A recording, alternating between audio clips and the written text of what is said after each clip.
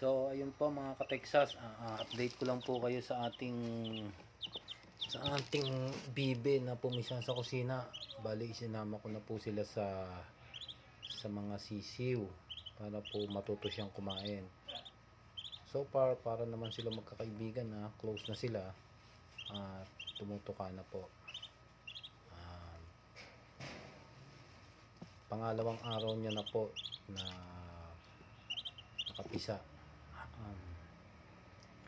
Sana po patuloy po siyang lumakas at lumaki para po mapakita ko po sa inyo hanggang sa kanyang paglaki at naway dumami para bibilan po natin siya ng partner. Sa ngayon di pa po natin alam kung ano pa yung gender niya, kung lalaki ba o babae. So hintayin po natin lumakalaki pa. So yun lang po mga ka-Texas, maraming salamat po. Sana po mabuhay po sila. Salamat, bye.